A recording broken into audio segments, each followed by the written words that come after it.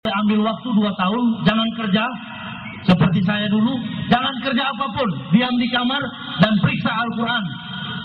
Dari Al-Fatihah sampai ayat terakhir, setiap kata di dalam Al-Quran, ujungnya, kuncinya adalah 9.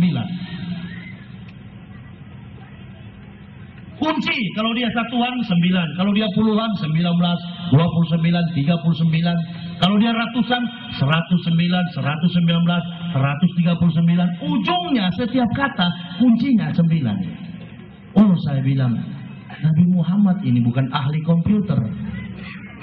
Kok bisanya sampai jadi begini? Makanya nggak bisa dipalsukan. Satu titik saja, kalau sampai hilang, langsung ketahuan Al-Quran dipalsukan. Nabi Muhammad tahu dari mana itu. Beliau hanyalah orang yang umum, terbatas dalam membaca dan menulis. Beliau bukan profesor, karena di zaman beliau tidak ada sekolah dasar. Tapi beliau mampu mengumpulkan, menyusun naskah setebal Al-Quran dan tidak pernah bertentangan dengan logika manusia yang sehat. Itulah kehebatan Al-Quran. Sementara kitab suci Kristen, waduh, buku saya yang kuning ini sudah habis di Marisa, jadi tinggal 1 biji, tinggal 2 biji di mobil. Ini ada angkanya, tapi tidak ada kalimat. Lalu Alkitab yang dipakai orang Kristen sekarang sudah ada kalimatnya. Ini menunjukkan bahwa terjadi kebohongan. Dulu tidak ada kalimat, cuma angkanya. Lalu saya tulis di belakang, nabinya belum sempat menulis karena malaria. Coba kasih sodorkan ini kepada pendeta-pendeta atau orang Kristen, nggak pernah. Mereka cuma fitnah saya dulu. Mereka katakan, oh itu pendeta gila yang masuk Islam, jangan percaya. Itu stres. Stres bagaimana? Yang paling jago di Indonesia, Ketua PGI, sudah pernah saya bikin undangan. Ayo kita debat. Hadirkan Islam dan Kristen.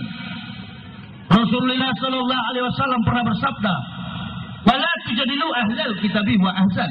Janganlah berdebat dengan ahli kitab kecuali dengan cara-cara terbaik. Kebetulan ini adalah permainan bohong saya yang dulu. Ayo.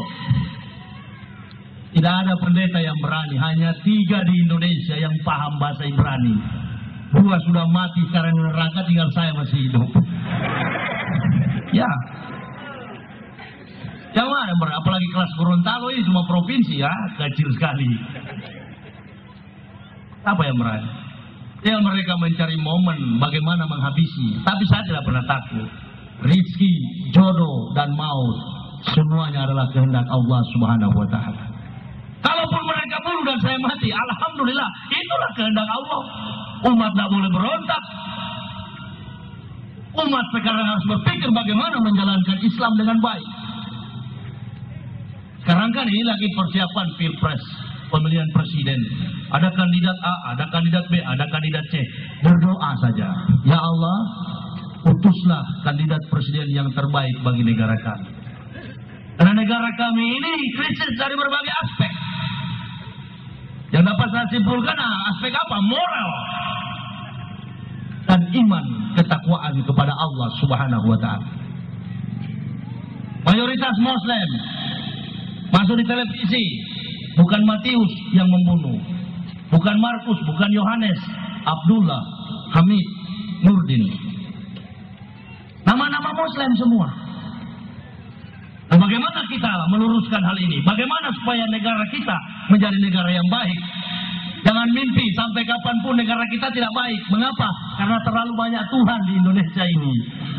Di sini yang berdoa pendeta, di sini pastor, di sini Buddha yang botak itu siapa? Biksu. Om Santi Santi Om. Baru di sini sebelah, Bapa kami yang ada di dalam surga.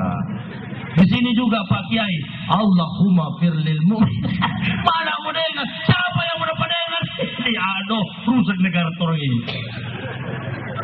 Rusak, ya sampai kapanpun ya nggak akan damai, nggak bisa, nggak akan baik. Cari jalan masing-masing, berdoa masing-masing, minta petunjuk kepada Allah. Lalu saudara bertanya, Kenapa Pak Yahya tidak Islamkan semua orang Kristen di Indonesia? Kalau semua sudah masuk Islam, siapa lagi yang di neraka? Kita saja yang sudah Islam ini yang harus menjaga. Ya, coba ke Kabupaten Gorontalo ini kalau mau jadi baik. Sholat subuh hadir semua. Kompak, satu kabupaten. Sholat maghrib hadir semua. Begitu, berhenti bentor. Seperti di Martapura. Makanya di Martapura itu dikit-dikit ada tambang, ada intan, ada berlian muncul.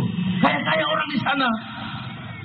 Allah akan mengubah nasib suatu kaum atau apabila kaum itu mau berubah dulu. Kita nggak mau berubah ya sampai kapanpun.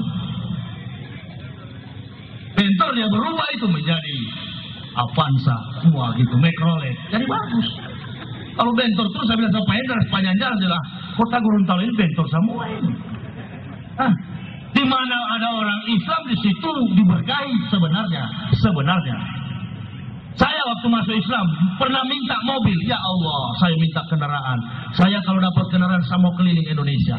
Ya Allah, saya minta harta. Karena ini pendeta-pendeta sudah bicara. Dia masuk Islam sekarang melarat. Naik turun masjid minta uang. Padahal saya tidak pernah minta. Saya masuk Islam kan tidak ada misi untuk menjadi kiai, menjadi ustadz, penceramah. Tidak. Saya masuk Islam karena tidak mau tersentuh api neraka. Itu saja. Kalau sudah masuk Islam kan biar saja miskin. Siap menerima resiko. Nggak pernah terbersit di pikiran dan hati saya untuk menjadikan diri supaya kaya. Enggak.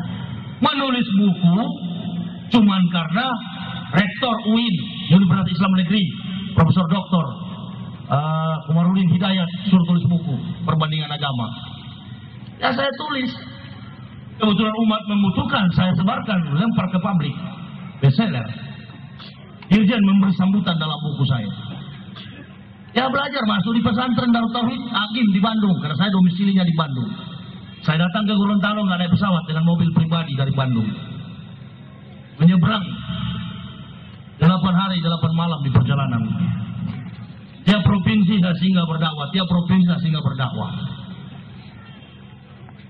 Gak pernah saya ada pengawalan, gak pernah. Orang bilang bagaimana kalau dicegat di jalan. Yang cegat itu manusia. Gak usah takut. Kalau kita takut, jangankan gak berdakwah pun duduk-duduk, kalau mati habis kontrak di dunia ya sudah game. Mati. Kita semua kan punya masa kontrak. Itu yang harus kita pikirkan. Cheng Lung mati, Bruce Lee mati, Ronald Reagan mati, Soeharto mati, Kiai mati, Ustadz mati, apalagi pendeta. Pasti mati. Oh, saya bilang begitu di Manado. Lalu ada anggota DPR di Manado bilang, jangan undang lagi. Bahaya ini. Bisa-bisa dong kasih habis 4 orang, cuma sedikit di sini. Nah, eskalasi konflik, Poso, Ambon, Ternate, Halmahera itu bukan perang agama, bukan. Sesungguhnya yang sebenarnya agama dijadikan kuda tunggangan untuk mencapai isu-isu politik. Bukan perang agama, buktinya habis baku perang di Poso. Mana anak bini, aduh so bunuh. Mana anak anak, dorong so bantai. Nah, Islam Kristen sama-sama bodoh. Nggak usah yang begitu-begitu. Ciptakan perdamaian. Islam mengajarkan hablum minanas, hablum minallah. Tapi satu hal, jika menjadi pendakwah, asyidau alal kufar, harus keras dengan orang kafir. Ini tugas dakwah. Dakwah itu tidak seperti caranya Pak Sekda atau Pak Bupati. Pak Bupati merangkul. Tapi kalau saya memang asli 100% Islam, Al-Quran yang saya bawa. Saya kalau dimusuhi silakan marah sama saya. Tapi sesungguhnya diketahui bahwa yang saya sampaikan adalah isi Al-Quran. Ente marah saya, berarti ente marah Sang Pencipta. Silakan, saya hanya menyampaikan. Dan saya tidak bergabung pada organisasi Islam manapun, enggak. Apalagi partai politik, enggak. Saya orangnya adalah ulama, syiar keliling dunia, bukan cuma Indonesia. Enggak peduli. Saya sudah bilang anak istri, kalau bapak punya handphone 3 hari tidak aktif, tandanya sudah mati. Lah iya.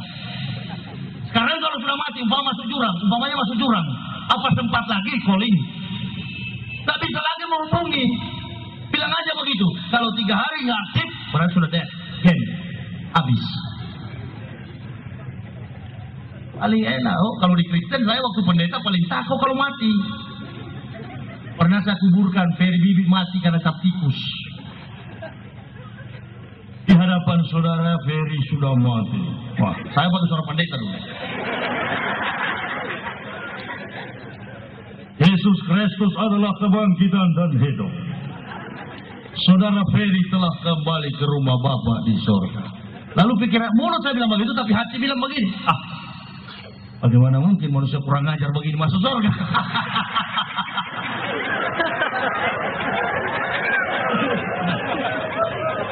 Konsep yang benar di Islam, kholaqal mauta wal hayata liyabluwakum ayyukum ahsanu amalan. Amal apa yang kita mau ke sana? Cap tikus waktu lewat neraka. Tidak rasional. Agama dari Tuhan, agama dari Allah pasti rasional. Yesus telah mati karena dosa-dosa kamu, saya tidak. Ini pendeta dan pastor bekerja ini memang. Saya tak tahu kalau ingat, akhirnya saya ketawa. Kalau saya dulu sendiri di rumah, ini betul-betul bajingan, betul Paulus ini. Makanlah, makan roti. Roti habis, anggur kolesom. Kadar alkohol 5%. Anggur